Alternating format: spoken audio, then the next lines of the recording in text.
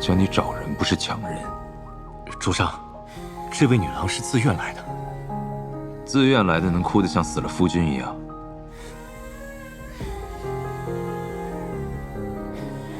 陛下，此女竟然知晓您的身份。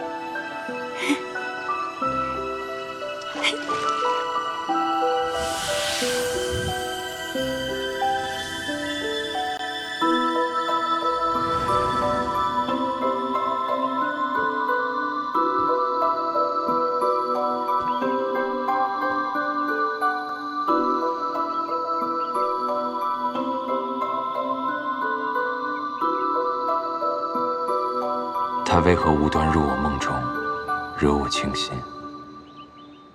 又为何会如此巧合，在此地出现？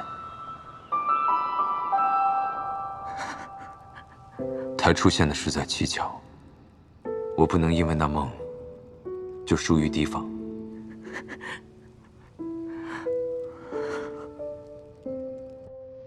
你哭什么？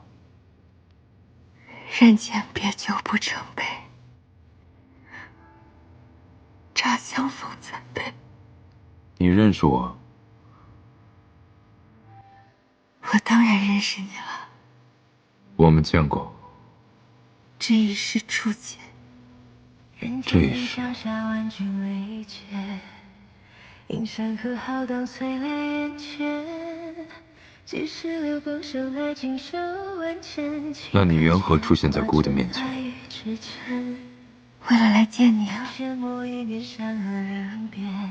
你模样美变，不过这清澈的眼神，柔和的线条，还有那快掐出水的脸蛋，这就是传说中19岁的弟弟吗？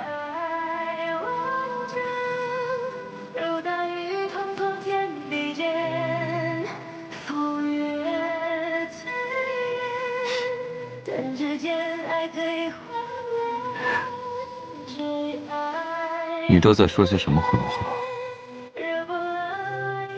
你可知姑是谁？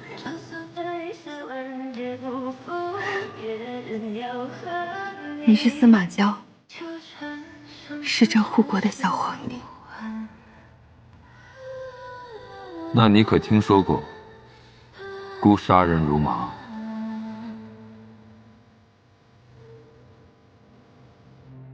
姑曾将一个对我破口大骂的人剥了皮，挂在了宫门口，直到他风吹雨淋，变成了一具白骨。你以前还动不动要灭人家一族，一动手就炸掉半个庚辰仙府，烧掉大半魔域的魔将用来做花肥呢。姑并非怜香惜玉之人。你笑什么？我笑你怎么变得这么可爱啊！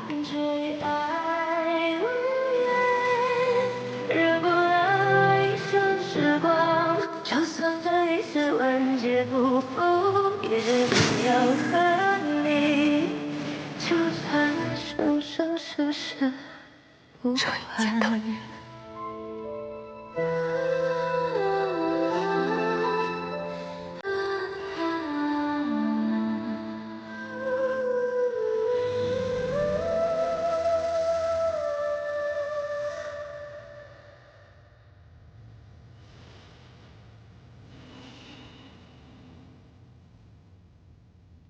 身体倒是无碍了，但还真是一点灵力都没有。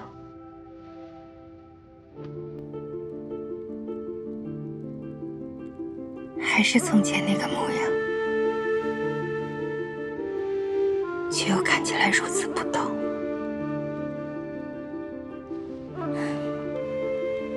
如今这脸上倒是有了点人的血色，不像从前那般苍白了。想必这一世你在这里做个凡人，会安稳许多吧。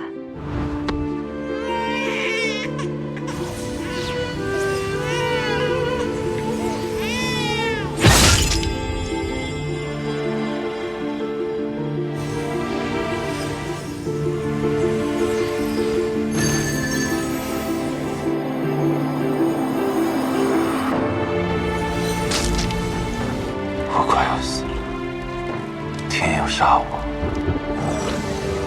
可我不想把这条命给他。要是没有那些回忆，你是不是本应该这么自在？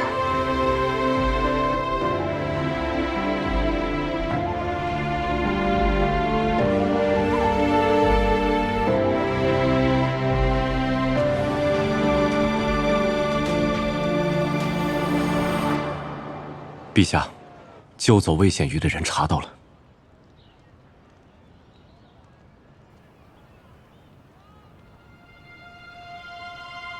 是他。身份查明了吗？暂未查到任何线索。昨晚顾莫名睡着，难道也是他动了手脚？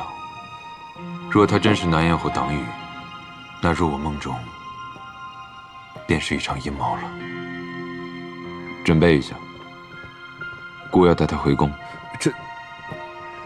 此女底细尚未查明，陛下再怎么喜爱，将她带回宫也怕是不妥吧？此女绝非凡人，以我们现在的人手，恐怕奈何不了她。姑只是不想打草惊蛇罢了。既然她要故意接近姑，那姑便佯装顺着她的意思，带她回宫。陛下平日里惜字如金，此刻倒是解释了不少。奴这就去准备。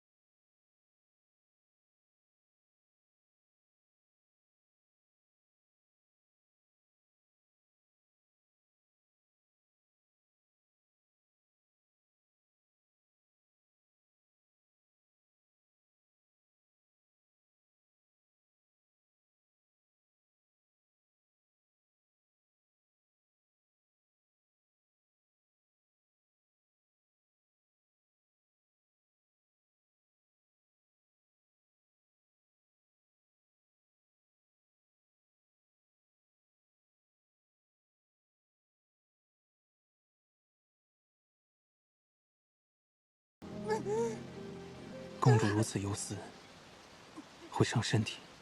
当年，师祖为了净化阿燕体内的内丹，不惜燃烧自己的血肉和灵魂，将炼化的灵火注入到她体内，让她坐稳了如今这仙魔共主之位。这份情，她又如何能忘？师祖有情，公主有意。师祖为共主，不惜以血肉炼化灵火，以净化魔丹，导致修为和神魂尽散。共主为让师祖能留下一线生机，不惜强留下师祖的一丝神魂，以秘法击魂脱生，但没有师祖完整的神魂作引，他体内的魔丹也未能彻底清除干净，而他也得日夜的受着灵火的灼痛。师祖的灵魂被烧得只剩一缕，而共主身边又没有找到合适的胎体融合，只能将这一缕神魂放归于天地间，自寻生路。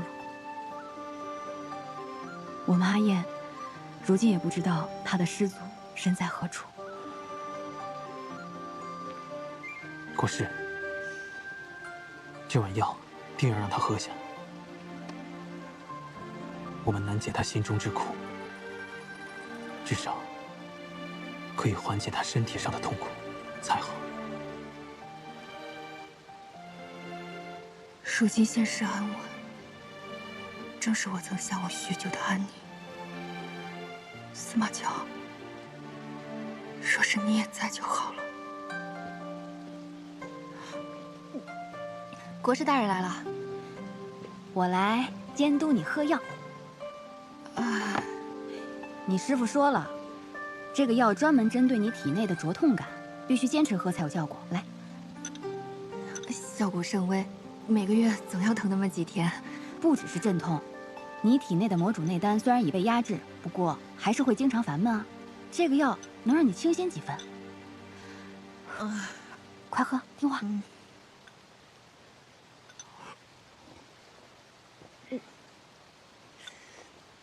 好，苦尽总有甘来。看我这么听话的份上，咱们去燕城美食街吃喝一番啊！又吃啊？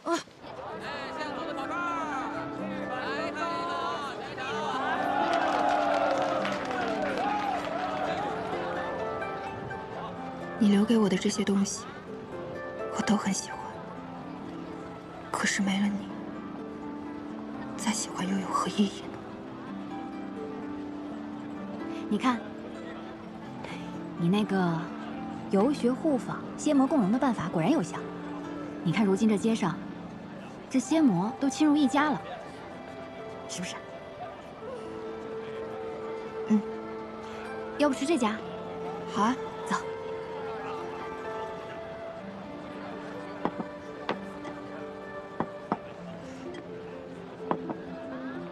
老板，我们还没点菜呢，是不是上错了？公主大驾光临，这是本店赠送的几个小菜，还请公主慢用啊。你这家店这么小，送我这么多菜，今日怎么营收？我付账给你。不，公主您轻徭薄赋，对我们这些小本生意的已经很照顾了，这点小菜不成敬意，您慢用，您慢用啊。我现在已经很亲切待您了，大家看着我还是一副见了鬼的样子。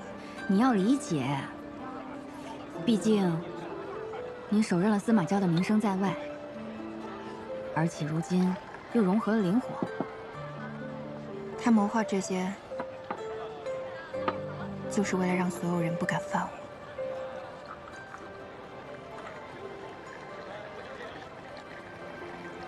他若是如今看到你将仙魔两界治理得如此之好，肯定很欣慰。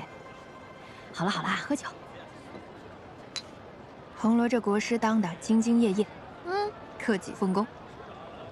那是，都不见你与念九相会了。他，人家这种大人物哪里是我能约得到的？他现在每天神神秘秘的，连个蛇影都见不到，一找他就是没时间了。哎，要不就是好好的跟我在一起，突如其来的说走就走，莫名其妙。他去哪儿了？你没问过他吗？当然问过了，人家不肯说。我看到他我就一肚子气。你说，若非他心中有愧，怎么会成天这样鬼鬼祟祟的样子？念九怎么回事？他不是前2天才跟你提亲吗？这亲，不结也罢。哎，别，我围观了2世你俩谈恋爱呢啊，不能就这样算了。我帮你出气，我去说他。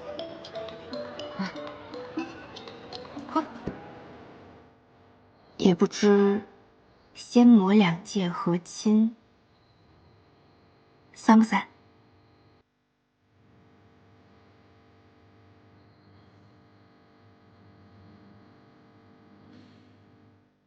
你这是在向我求亲吗？你要这样想，我也无法反驳。你敢戏弄我？那我们什么时候成亲？既然你都开口了，自然是越早越好。也不用那么快啊，我没有那么着急。是吗？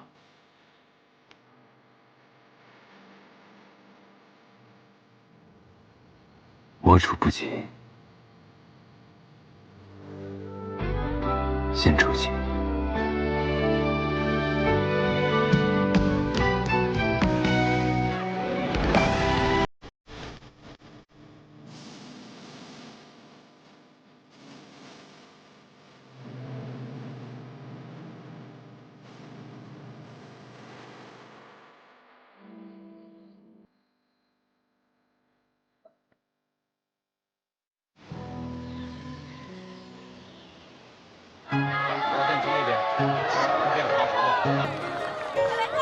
看来燕城的仙魔融合颇有成效。要是世上每一处都如此祥和，那该有多好！你倒是愈发有魔域之主的样子了。栗粉蒸糕，清真愉快。芍花肉丸酥皮蜜果，你怎么知道我心心念念这一口的？那这是否完胜你所熟悉的美食街啊？完胜完胜，这样我不用出门就能吃到天下美食了。你简直是我肚子里的蛔虫。大胆，竟然敢称我虫！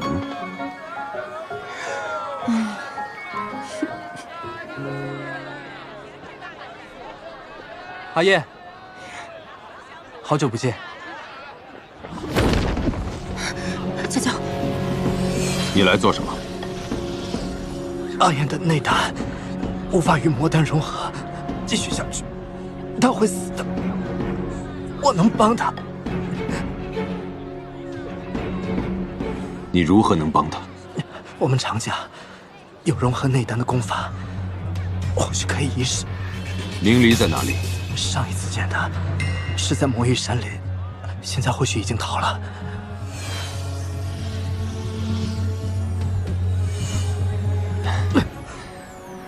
你的灵火印记怎么怪怪的？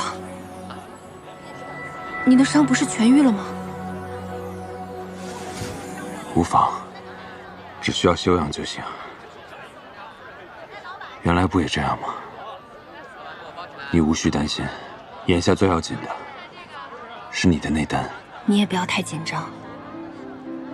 风起说了，还有得救。风起，你真的愿意救我吗？阿叶，上一次我骗你去了白骨院，是我利用了你的信任。对不起啊，但是这次我只想弥补，请给我一个机会。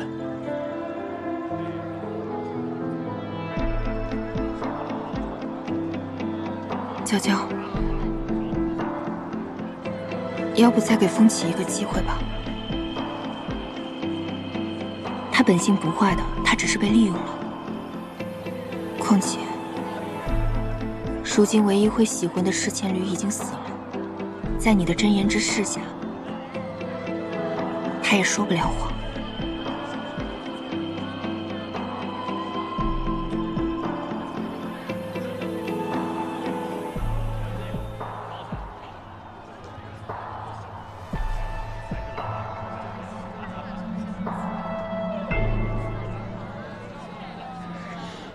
风起，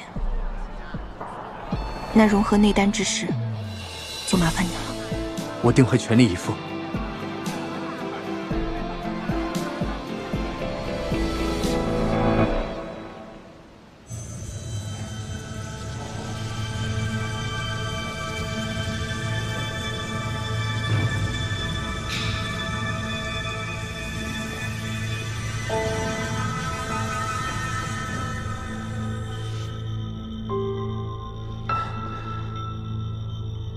如何？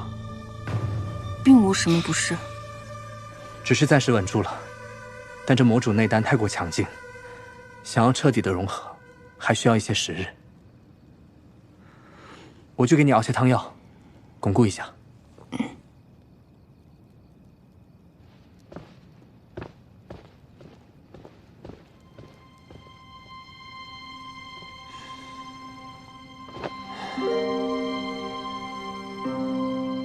你要不还是看看内丹？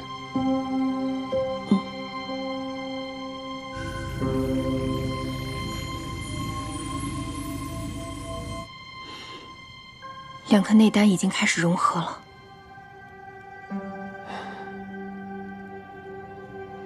看来是误会风起了，他能想通最好。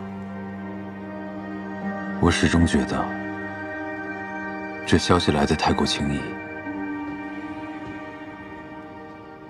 不会的，我们往后的日子都是好日子。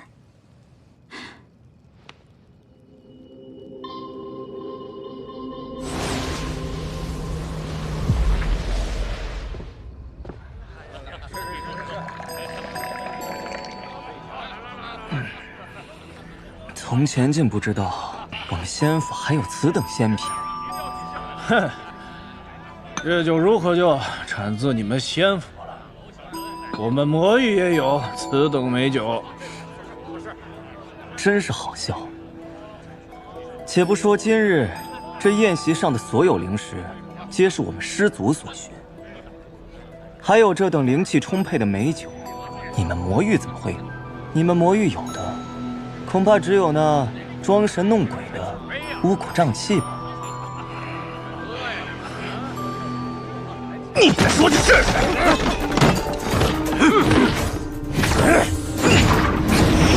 你这魔修，竟敢对本将军动手！都给我住手！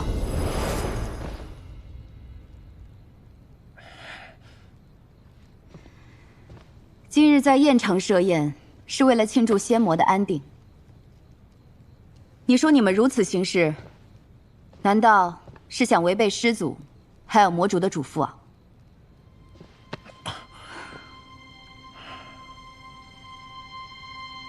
好了，今日时候也不早了，都各自回去吧，不要再生事端了。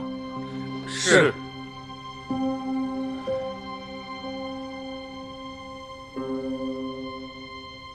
听到没有？跟我走。是。魔将大人放心，今日这口恶气，我们必定找机会撒出去。对，功臣仙府有什么了不起？不过都是些道貌岸然的绣花枕头。方才也是我一时冲动，主上守夜不易，让他过2天安生日子吧。若真想在仙府面前扬眉吐气，就他娘的带着自己那1亩3分地的子民活出点样子来！走走走走走。是。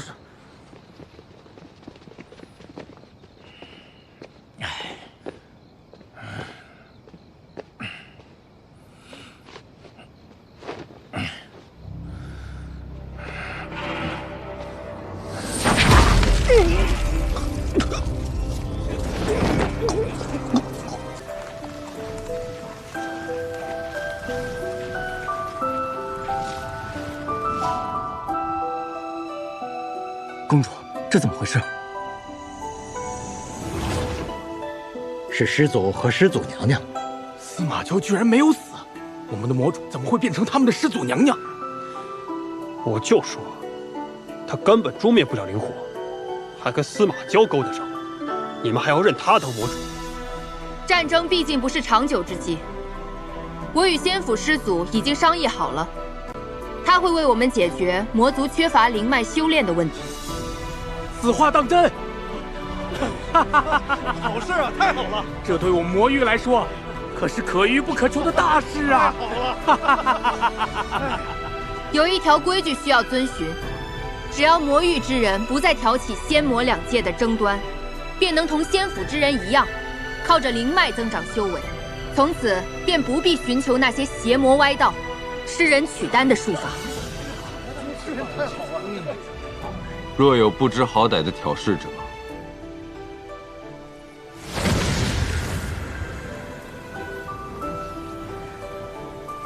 我们听魔主的。那从此，仙魔之战彻底落幕，往后永不再设结界，相互交通，和平共生。你们也需要以身作则，给仙府以外的子民树立榜样。是。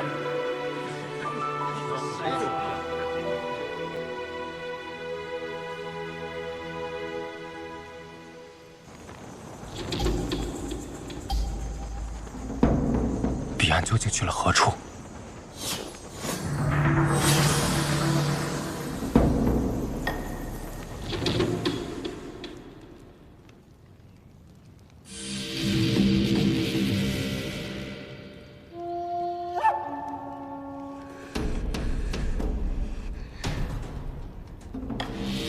司马交，还真是命大。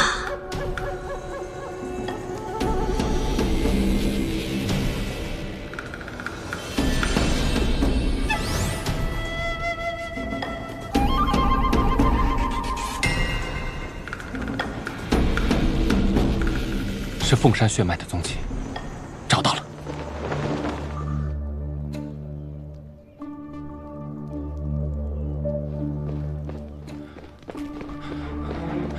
彼岸，终于找到你了！你怎么在这儿？我们找了你很久。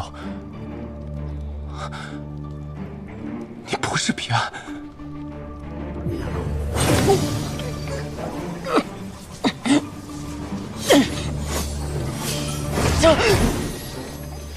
你倒是忠心，都死到临头了还想着报喜。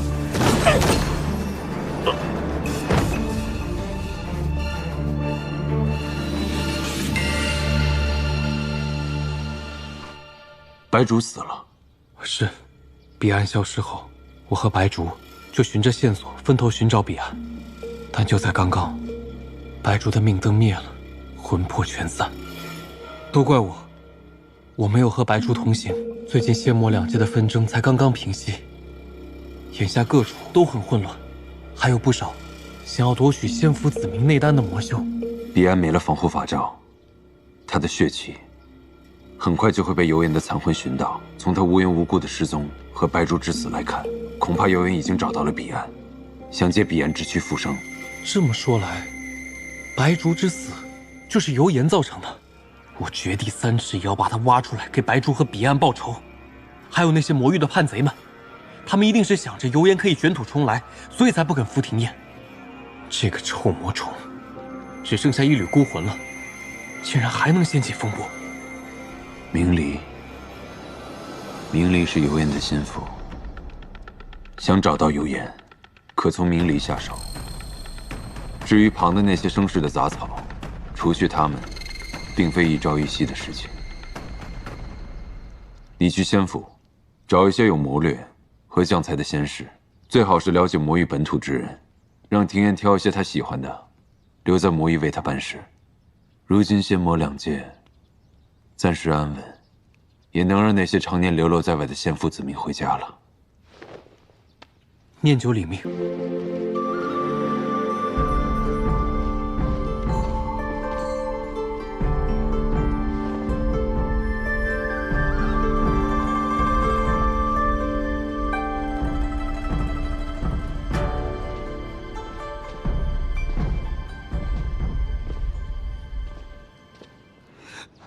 师父，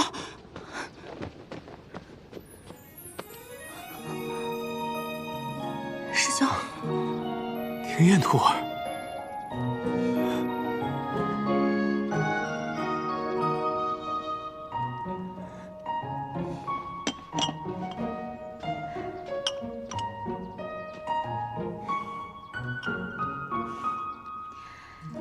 你这是在给自己准备嫁妆？对啊，司马教说，为了方便我们日后见面，给我打造了一座雁城，秋夜带山，寒沙迎水，带营山到孤群山脉为止，都属于我了。他送我这么一个大礼，我也得还他一个才是。我想来想去，送他一个求亲最好了。真是女大不中留啊！我看那条黑蛇也是个留不住的。怎么了？你不是给穆尼生一个将军做吗？黑念九现在对他谄媚得很。穆尼生啊，他心中有丘壑，最适合做将军了。你聪明，鬼主意又多，做我魔域国师怎么样？这样念九不得天天围着你转啊？我可以试试。不过我可不是为了让他围着我转啊。真的不是。好。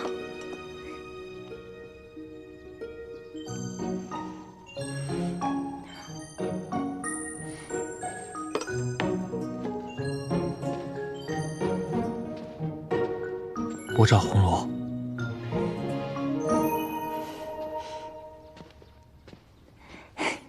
念九，你刚化成人形的时候，我跟你说过，感情是需要慢慢培养的。但是我忘了跟你说后半句。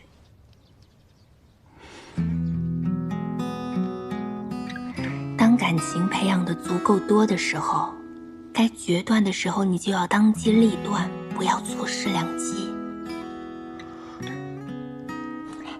加油！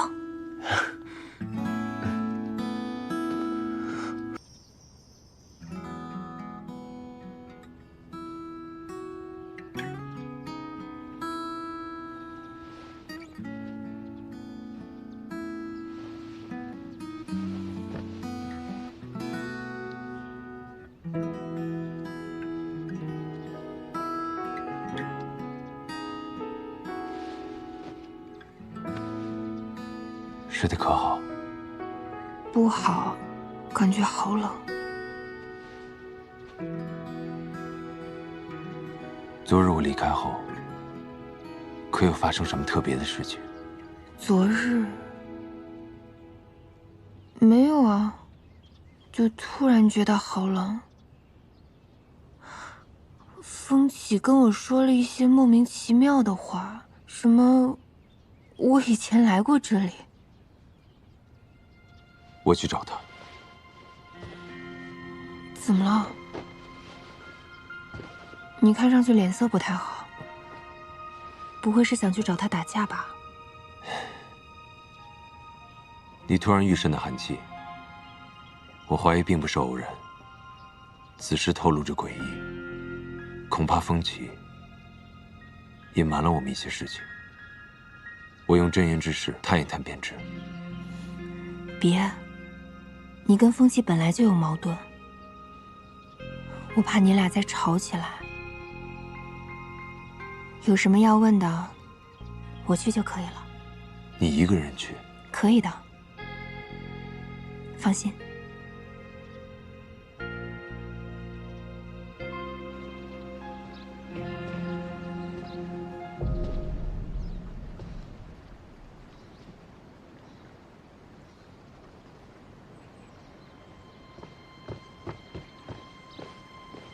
师祖，念九，你这2日可有察觉到，这屋内有何古怪之处？哦，我上次和红罗发现苏长青在为庭砚修饰花草，这有些多此一举不说，他们还担心庭砚不满意，怕庭砚怪罪。可庭砚明明就不是那种刁钻的人啊！况且这苏长青作为庭砚的师兄，未免有点太不了解他了吧？你暗中再去那一带探寻一番，看还有何益处。可师祖之前来的时候，不是用真言之事试过他们没有问题吗？的确，真言之事虽然能让人说出真相，但也仅限于让他人说出他们知道的东西。弟子遵命。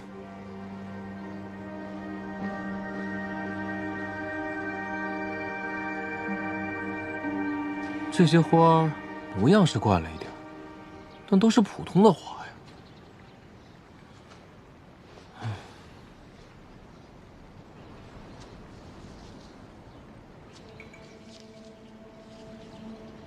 这些枯枝野草要经过一番修理，才好作为送给师祖娘娘的礼物。他们究竟想掩盖什么秘密呢？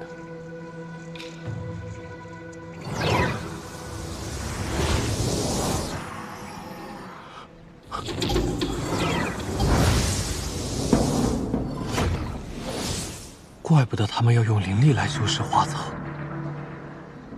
这一带的花草一定有问题。司马交起疑了没？一切都如国师所言，顺利进行。那便最好。国师，我信任你不会伤害阿燕，所以才按你计划行事。阿燕的记忆会恢复的吧？那是自然。此事于你于我都是有益无害，眼下进展还不错。风少爷只需要找机会，向诗燕提出那绞咒的代价即可，到时他自会解除绞咒。我知道。有人来。阿燕，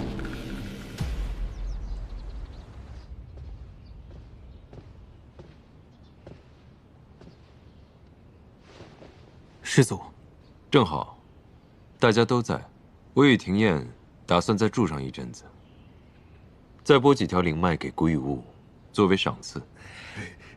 师祖，这是说的哪里话？这赏赐太重，我等受不起。有何受不起？当年在仙府，我也曾拨给过你一条灵脉。自是，师祖当年对我多有照拂，此等恩情，定当没齿难忘。弟子定时刻铭记师祖恩情。我相信，洞阳真人自是对此印象深刻。是。这里空气好清新啊，好久没有闻到过了。这古雨雾，感觉连石头都散发香气呢。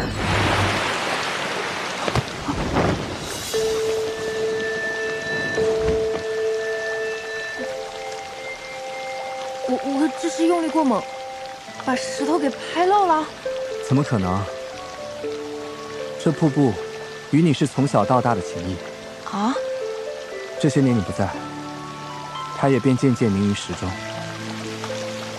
现在你回来了，它也就回来了。我在这里生活过。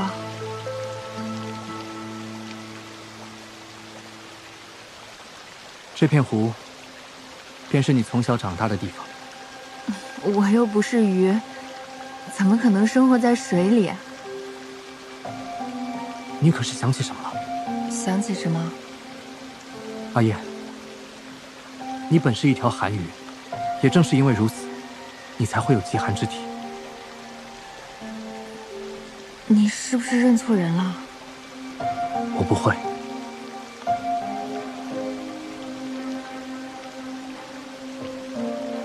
当年，尤氏怕我父亲功高盖主，挑衅他的权位，于是暗下杀手，害我全族性命。后来国师明理，见我有一息尚存，于是偷偷将我扔在这片湖里，为我留下一线生机。就是这个时候，你出现了。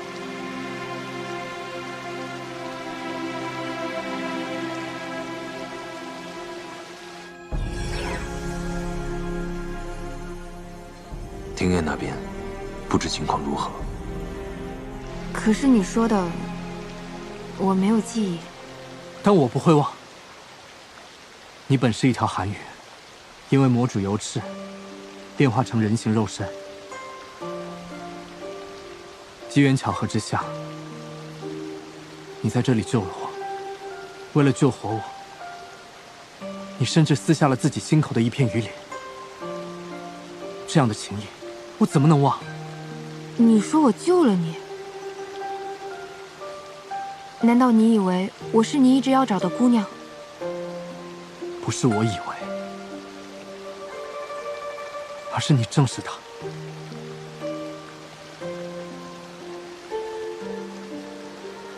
对不起，我不是你要找的人。没关系，你可能只是没想起来。等你在这里多留几日，很快你便能将过去的记忆找回来了。你是说，这里能让我恢复记忆？没错，这也是我长久以来的心愿。难道说，风启是特意引我来此，为了让我恢复属于韩愈的记忆？你能想起司马交，一定能想起我。这不是一回事。你要找的人，恐怕在很久很久以前，便已经魂飞魄散了。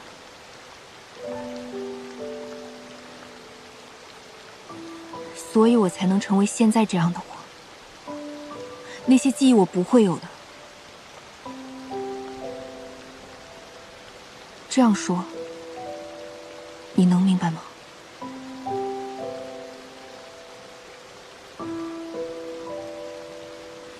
阿叶，阿叶，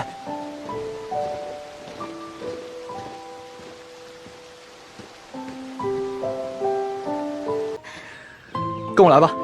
你们看那些人，这外面的人都是怎么美、怎么仙、怎么来，可是这些人看上去挺惬意的，真是个适合隐居的好地方。彭林回来了，带了这么多客人啊！回来了，他们可是咱们的贵客啊！啊，请进，请进，来几位，这边。你来这儿玩。你看这个，哇，这里的花好好看。是啊。哎，长这么高了，我看看你，走，你也长高，走，我们去这边。来，看，给你们带了好吃的。有什么好吃的？有，来都有，谁想吃？看风起这一副如鱼得水的样子，你看他根本就没把你家师祖放在眼里。这风起一到孤云部来，就一直在庭燕面前表现。师祖，我们带庭燕走吧。这时候才不能走呢，这时候走了，不就摆明了在向风起示弱吗？懂不懂啊？你不懂就别瞎出主意。郭子，来，我们一起玩。好吃吗？好吃，好吃。是吧？别急，还有很多呢。你的，来，这还有，拿好啊。庭燕徒儿，这个给你。拿这个。慢点吃。竟真的是你！来，我给你擦擦。您就是我师父哈。这才短短18载，你竟将师父我忘了。对不起啊，我之前出了点事儿，以前的事我都不记得了。廖师妹难道也忘了师兄我吗？你过来帮帮我呀！说句话。弟子与庭燕徒儿久别重逢，甚是激动，竟未发觉师祖也驾临此处，有失远迎。之前弟子与门人走散，携长青徒儿逃亡至此，没想到有朝一日还能再见师祖。东阳，发生何事了？几位物主，我把慈藏道君和他的道侣请来了。拜见慈藏道君！拜见慈藏道君！慈藏道君是谁啊？我也不知。慈藏道君远道而来，可是有要事要办。我只是陪庭燕来度假的，不必如此惊慌，请起吧。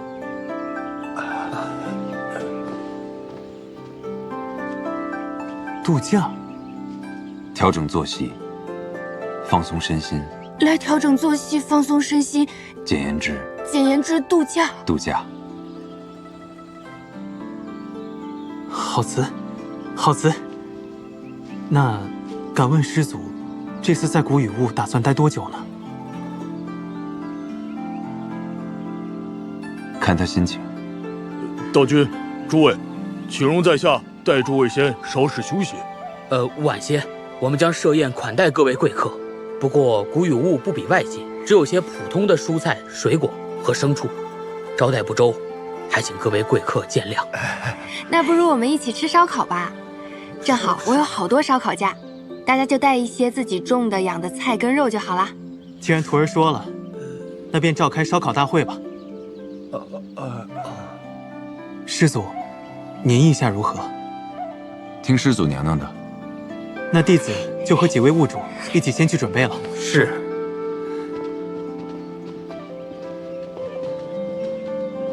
你这人也太浮夸了吧！你在这里稍事休息，我去交代几句，随后便回。好了好了，走吧，我们去玩。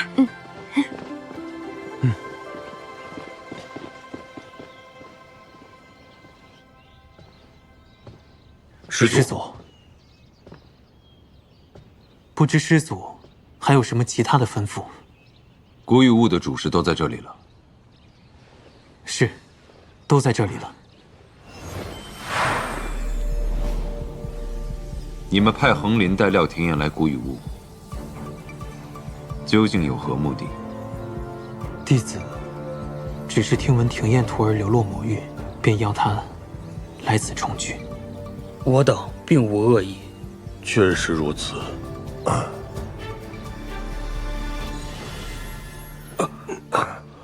师祖与师祖娘娘身份特殊，谨慎些也是好的。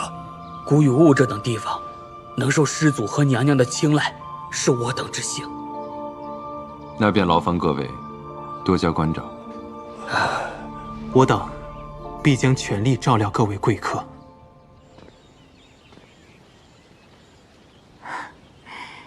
这真是魔域的桃花源啊！你很喜欢此处吗？很喜欢。这里路上没有尸体，没有烧杀抢掠，这里的人都和平相处，四处阳光明媚，空气里都是花香，最适合休养居住啦。你若是喜欢，仙界和魔界都可以成为你想要的桃源。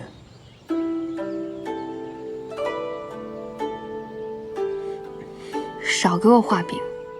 眼下能在古雨雾好好度假，我已经心满意足了。我的天命就是，我注定会过上闲云野鹤、吃喝玩乐的日子。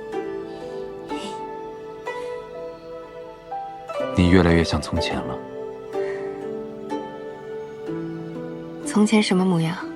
总爱胡言乱语，不能劳累，但能吃能睡。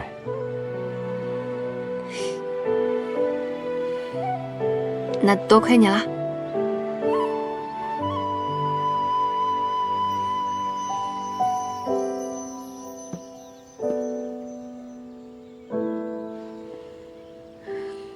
这是什么啊？打开看看。还要吃这么多吗？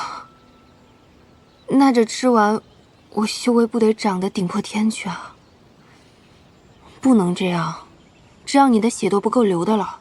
这些只是尝个味道而已，无需用血。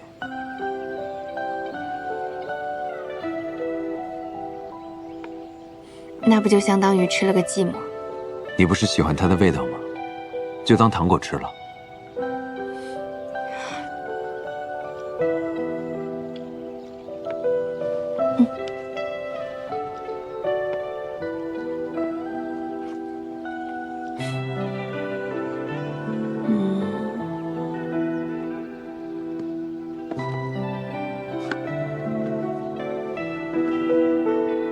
吃吧，吃完了让他们再做便是。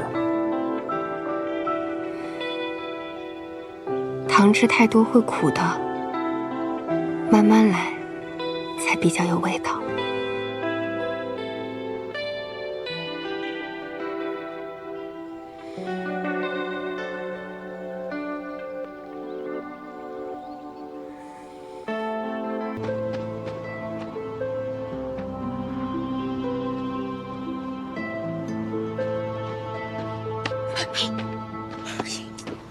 吓死我了！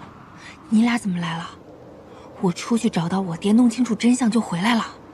你都走了，我们留着干什么？现在关键是，咱要怎么走呢？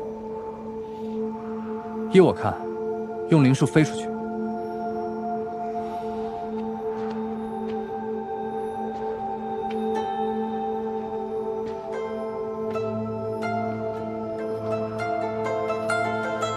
不行，司马娇那么厉害，万一感应到我们用灵力就不好了。那你觉得应该怎么样躲过守卫的视线？找找狗洞。本姑娘可不错啊。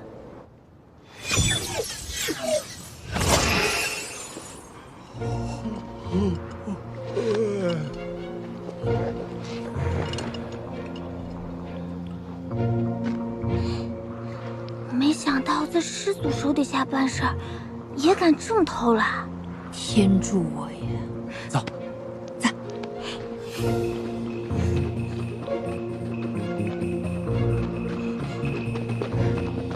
快！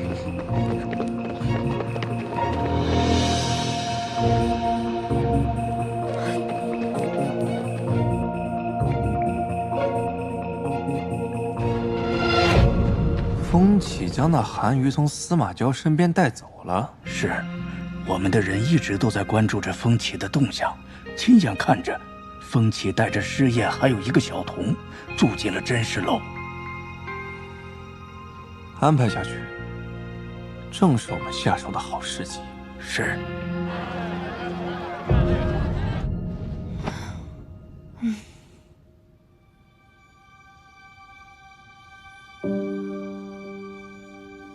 也不知道司马娇知道我们逃跑了，是伤心呢，还是生气啊？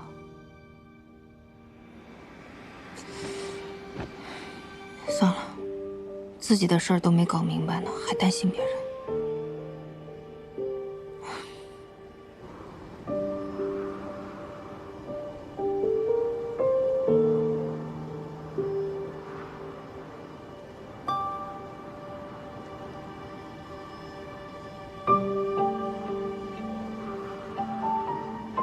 师祖，给燕姐姐的解庆丸全都炼好了，这回都是甜的了。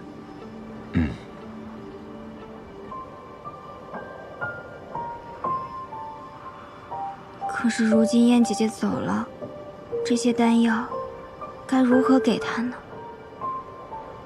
你先退下吧。是。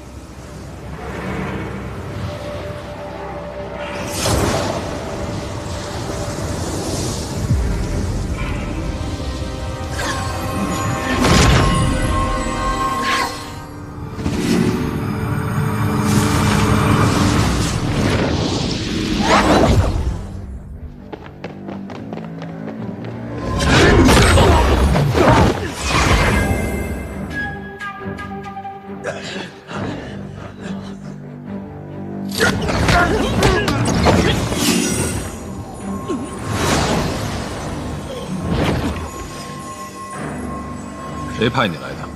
国师。抓他做什么？我不知情。此事风起知道吗？不知。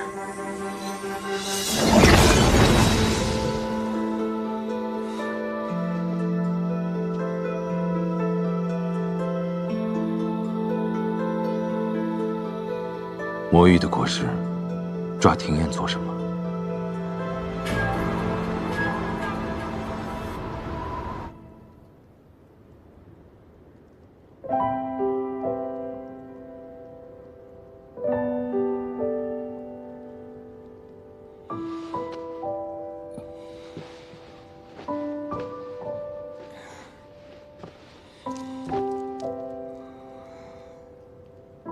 昨日怎么睡得如此沉？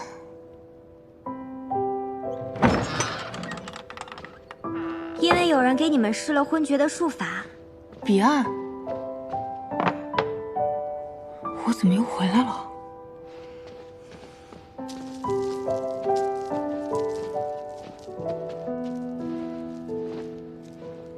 你刚说的那话什么意思啊？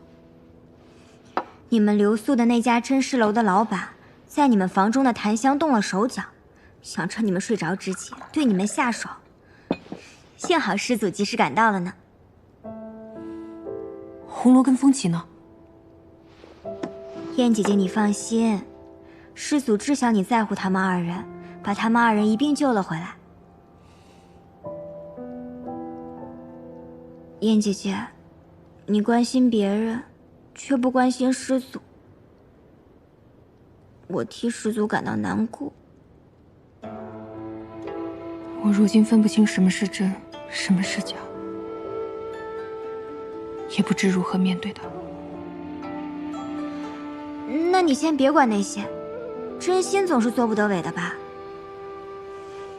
燕姐姐，你看，这些解清丸都是师祖用他的血为你炼制而成的，就是为了能够提升你的修为，强健体魄。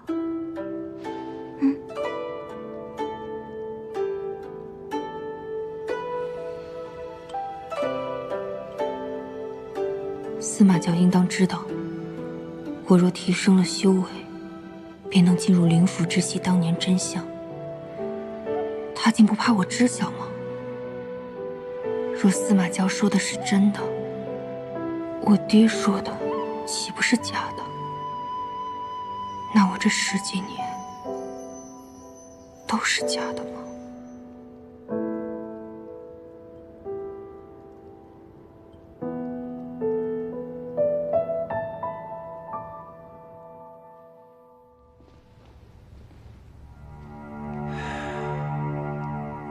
廖廷烨身上居然还有那等防御法器。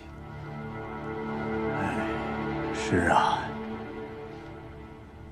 此法器还有司马胶的灵力，想必定是那司马胶将自身的护心骨融入其中了。国师啊，若是此物在，即使接下来风起将他带到我们身边，我们对他也束手无策呀。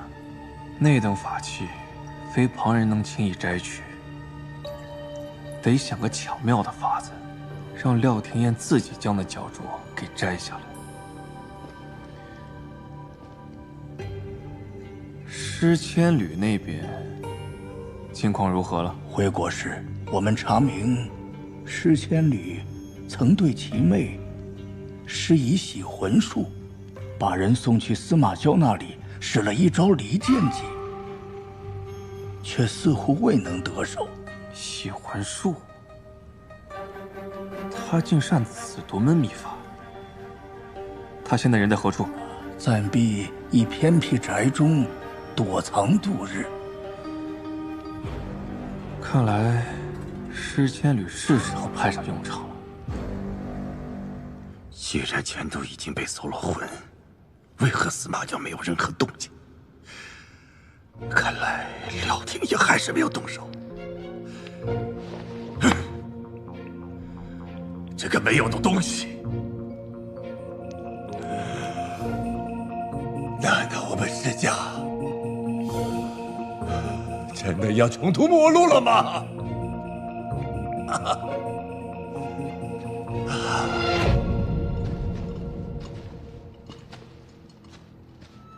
师长们，咱们请吧。果然来了。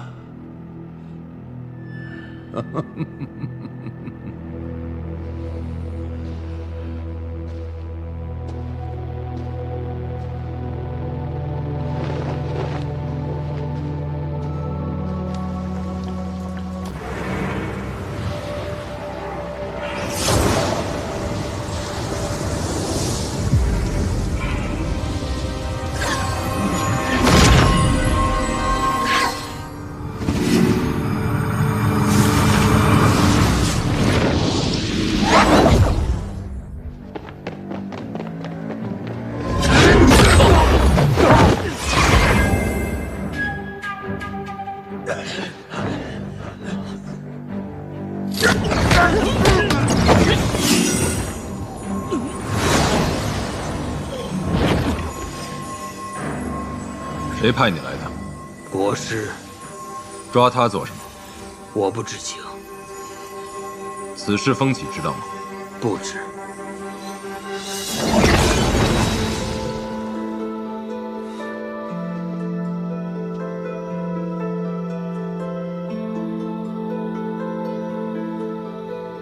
魔域的国师，抓庭燕做什么？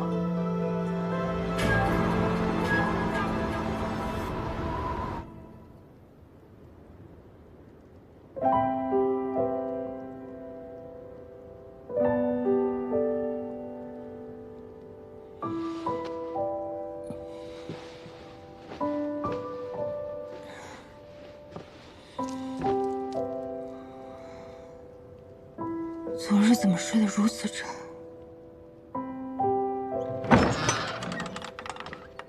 因为有人给你们施了昏厥的术法。彼岸，我怎么又回来了？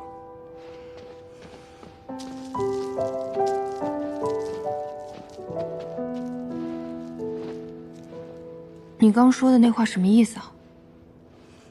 你们留宿的那家真实楼的老板，在你们房中的檀香动了手脚，想趁你们睡着之际对你们下手。幸好师祖及时赶到了呢。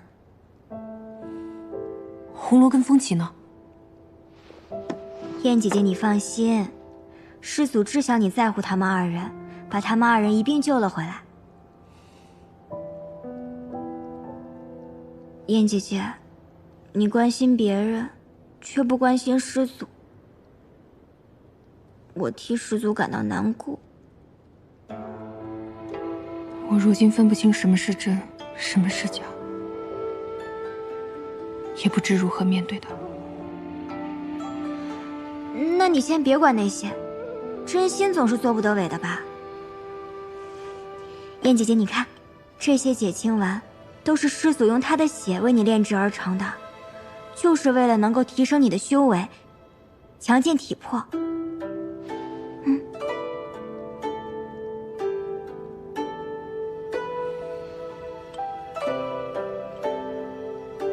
司马教应当知道，我若提升了修为，便能进入灵府知悉当年真相。他竟不怕我知晓吗？若司马教说的是真的，我爹说的岂不是假的？那我这10几年都是假的吗？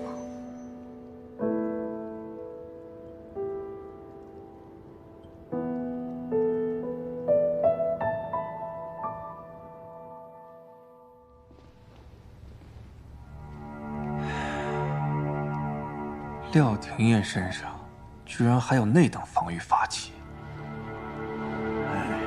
是啊，此法器还有司马胶的灵力，想必定是那司马胶将自身的护心骨融入其中了。国师啊，若是此物在，即使接下来风起将他带到我们身边，我们对他也束手无策呀。那等法器，非旁人能轻易摘取，得想个巧妙的法子，让廖廷燕自己将那脚镯给摘下来。诗千缕那边情况如何了？回国师，我们查明，诗千缕曾对其妹施以洗魂术，把人送去司马胶那里，使了一招离间计，却似乎未能得手。洗魂术，他竟善此独门秘法。他现在人在何处？暂避一偏僻宅中躲藏度日。看来诗千缕是时候派上用场了。既然全都已经被搜了魂，为何司马教没有任何动静？看来廖廷也还是没有动手。这个没有的东西，难道我们施家真的要穷途末路了吗？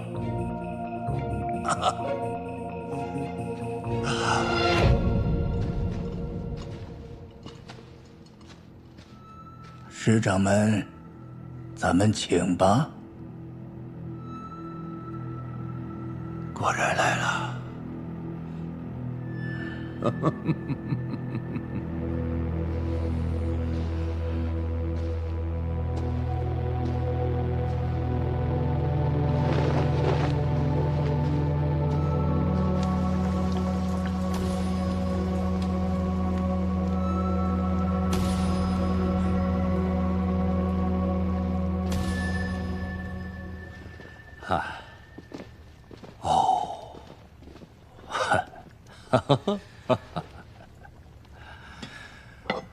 师长们身在难处，也能泰然处之。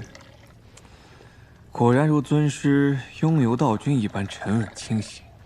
嗨，沉稳清醒，沉稳清醒有什么用啊？到头来还不是一样死在你那个仙魔主之手啊！啊！哈哈！是在下招待不周了。直到现在才有空将师长们请到我国师府当中来，让您在那荒山野岭中受苦了。哎，国师不必客气，有什么话可以直说嘛。啊，我听闻，师长们善于独门秘法，洗魂术。我只要你设法将你女儿尸燕引出来，借此秘法助力。我们便可将那司马娇一举击杀。哦，你也想利用他杀死司马娇啊？嗨，哎呀，国师可能之前也有所耳闻呐。我曾对吴妹施以洗魂之术，离间此二人，但是未能成功啊。今时不同往日，这次由我魔域助阵，结果自是大不相同。届时师长们可以一雪旧愁，我魔域也会助您东山再起。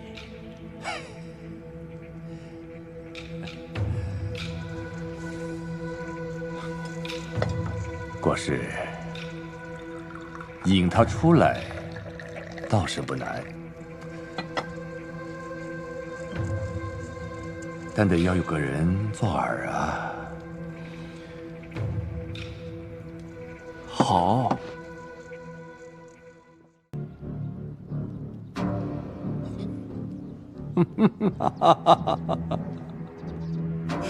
真是没想到啊！居然沦落到要用你的命来换一些生机呀！兄长。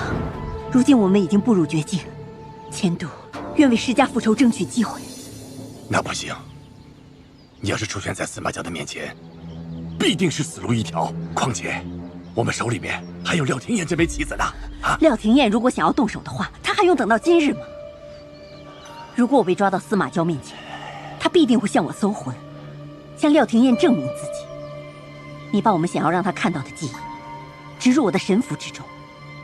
等廖廷彦看完一切，我会自行了断，彻底激发廖廷彦对司马娇的仇恨。可是，兄长，我们没有时间了，他们马上就要追上来了。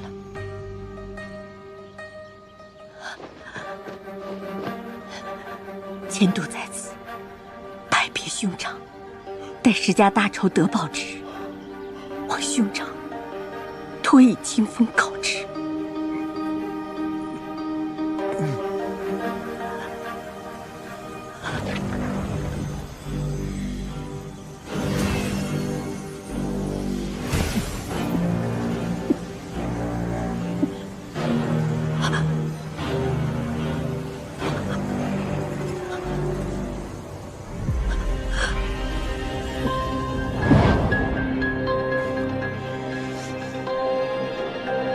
司马娇，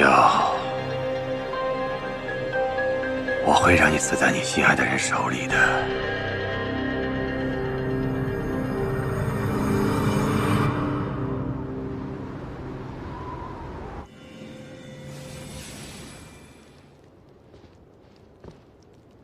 师祖，庭燕师姐无碍，但她此前似乎一直被强行洗髓，导致灵府严重受损，所以才会在心绪不稳定的时候晕了过去。师祖作为师姐的道侣，可以尝试进入她的灵府之中，亲自为她修复。她如今还并未接受我，贸然进入灵府，只会伤了她。用我的血为她医治。师祖，您现在的伤口比之前更加难以愈合，若是直接取血的话，如今师姐灵脉淤堵，若是直接用您的血，可能会造成反噬，需制成丹药服用。我听说东城有不少厉害的炼丹师，或许我可以向他们寻求帮助。我为你寻来全城的炼丹师，丹药务必炼成，但药定不能苦。是。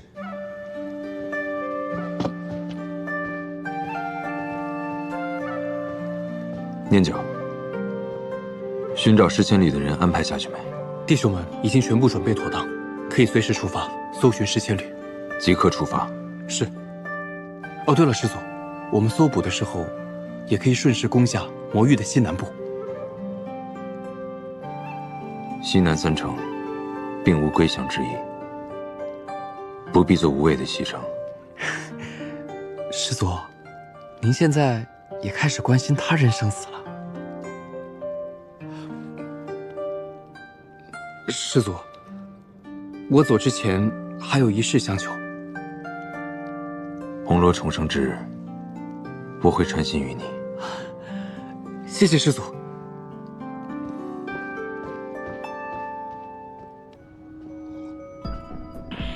凤七少爷，走吧。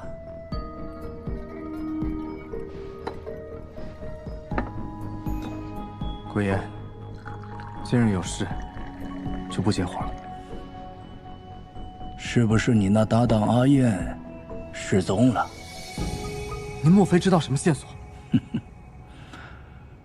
近日，东城之魂师一族有人被杀，我听闻凶手已被擒至刚刚接管东城的仙府之人司马娇的面前。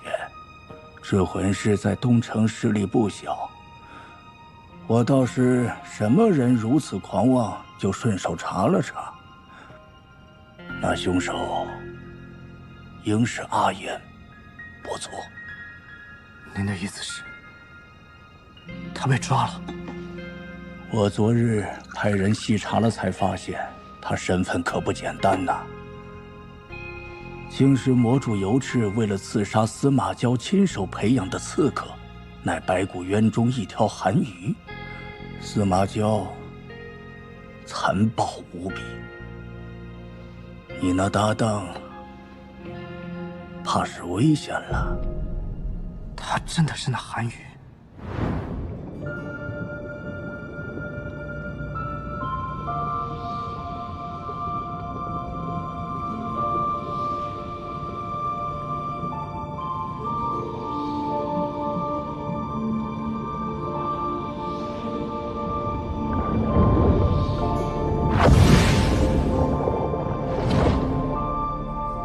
我险些忘了，国师当年救下你的地方，应该就是白骨渊呐。想来你与那寒鱼还是旧相识吧？原来阿燕真的是我一直找的那个人。凤七少爷，当年令尊常大将军随仙魔主游言，为魔族大业出生入死，并将尤赤亲手养大，竟落得个鸟尽弓藏、被打入九幽炼狱的下场。你既选择了隐居在这鹤仙城，就是不愿再牵扯于任何的权力之争。可不要想不开，与那司马娇做抵抗啊！难道我就看着他去死吗？风起少爷，还是想开一些吧。何况他现在像是已经忘记了自己的寒鱼记忆，所以才没能与你相认。哎，可惜了，这一段缘分呢。阿言，等我，我一定会救你出来。国师，风起已经动身去了东城。好，我就知道他对那条寒鱼念念不忘。幸亏当初我们没有告知他，那条寒鱼救风起是按照我的命令行事的，且去的时候已经被抽去了七情六欲，即便是找回了记忆，也不过是一个没有感情的刺客。如今凭着他对那条寒鱼的执念，或许可以将廖廷燕从司马娇的身边带出来。那国师可要将廖廷燕的下落告知魔主？你觉得他在乎吗？属下多嘴。如今最要紧的是风起这步棋。仙魔主油言，来日神魂归位，还需要长家之后协助开启血祭阵法，务必盯紧风起的行动。虽然需要他带出寒鱼，但也不要让他有任何的闪失。是。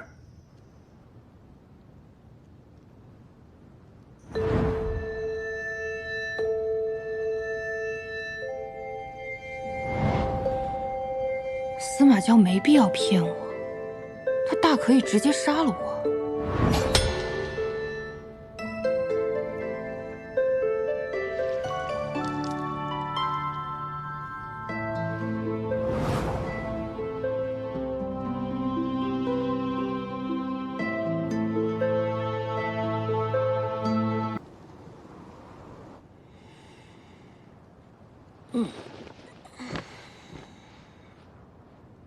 好久没有睡得这么舒适了。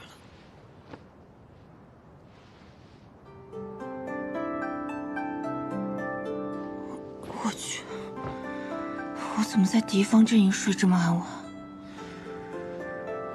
不过不用被逼着吸髓和报仇的日子，可真好。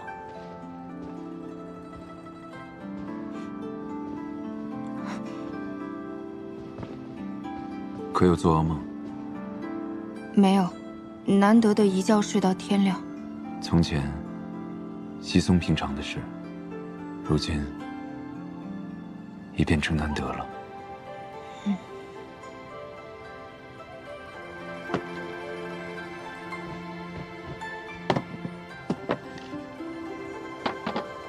燕姐姐，你快尝尝。这怎么这么像贺仙城的酱猪蹄啊？我跟红罗风起常吃的那一家。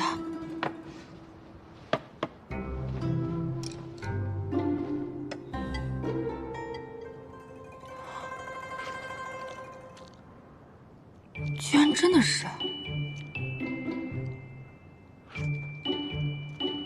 你喜欢这个？主要是平常常吃，看着就很亲切。彼岸。你可还记得做这个的厨子？记得。此人可靠吗？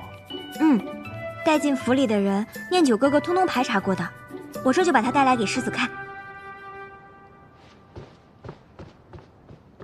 老是有种偷了人家男朋友的感觉，但我又不能说我是穿越来的，这是什么狗血替身剧本呢？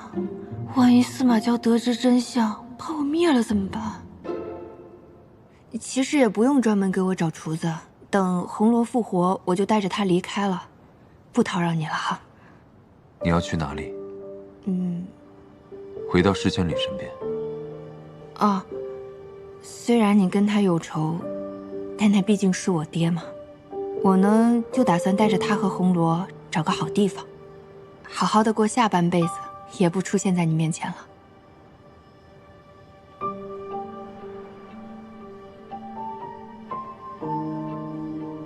你说的那处好地方在何处？这个不方便告诉你，毕竟你跟我爹是死对头。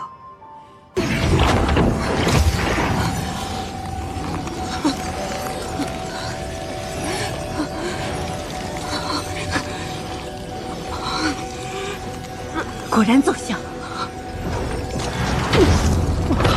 只能倒存。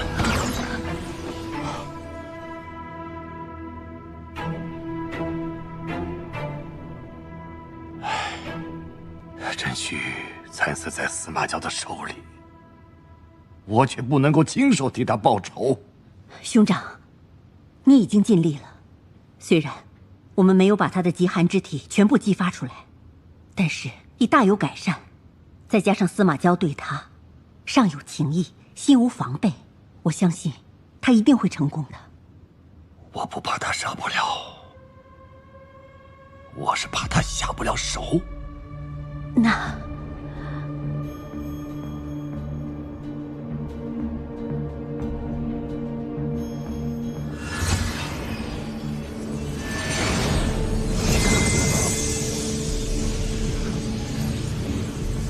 有了这道梦魇咒，望他能够下定复仇的决心。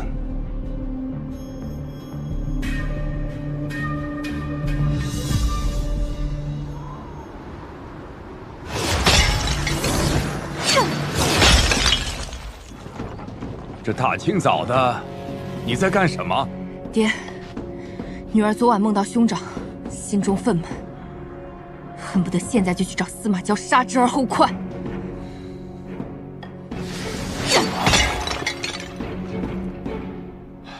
为父的努力，总算是没白费啊！爹，女儿现在功力大涨，恐怕会伤到你。可否让女儿出去，输出筋骨？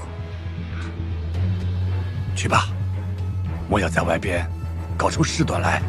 早点回来啊！知道了。看来是让我糊弄过去了。昨晚这噩梦，怕也是爹的手笔。他满心满眼，都只剩报仇了。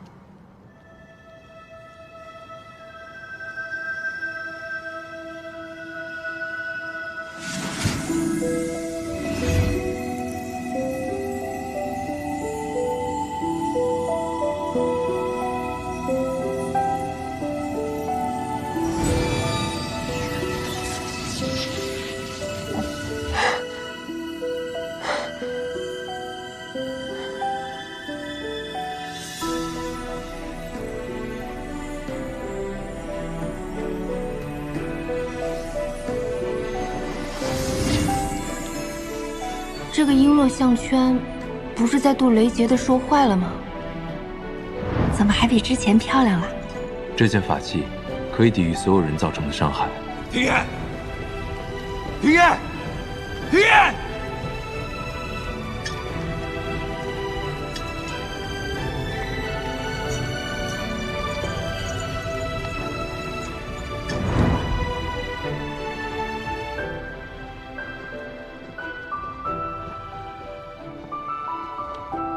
师祖，鹤仙城城主要设宴款待咱们，您去还是不去啊？不去。那我也留下来陪师祖好了。你别在这里烦我。师祖，您莫要担心，我们攻打鹤仙城，闹出这么大的动静，我又露了真身，我相信庭烨应该很快就会找上门来的。可我最不擅长等待。我可是最擅长苟住了。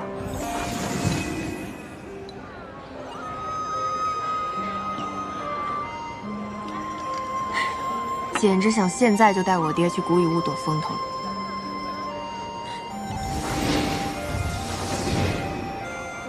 哎，别动！这长哨随处可见的，你这么在意他做什么？我也不知道，就觉得他对我挺重要的。如今对我重要的，便是赶紧攒够钱，带我爹去古雨屋。不如这样吧。剩下的钱我来出，我那点积蓄全部都给你，应该大差不差了。然后我们一起走。你不是一心想要修复你的修为吗？你怎么也想着避世了？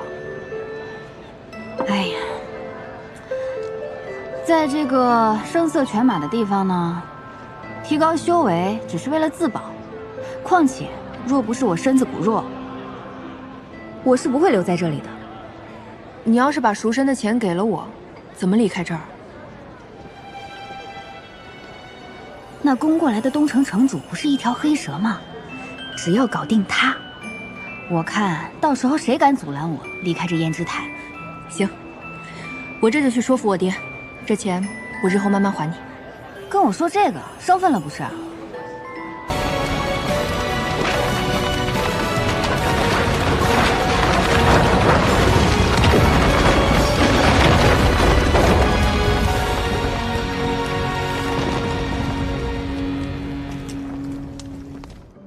自从打开了灵府，我慢慢觉得，这里的一切变得跟我有关起来，也会被这里其他人的命运牵动着情绪。今天周青儿和颜欢的悲剧，竟让我这么难受。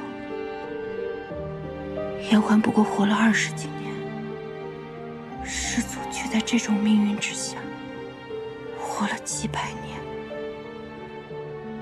对于颜欢而言，死是解脱。那对于师祖呢？他一定比颜欢还要痛苦吧？可是，我又能劝他什么呢？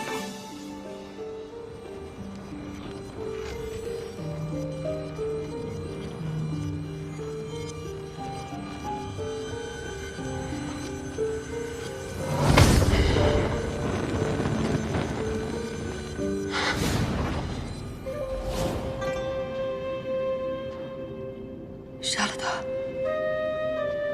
杀了他！杀了他！便能结束你这悲惨的命运。不要！不要！他的命是我跟随先祖的，把他给我！给我！快，他们来了！快！不要！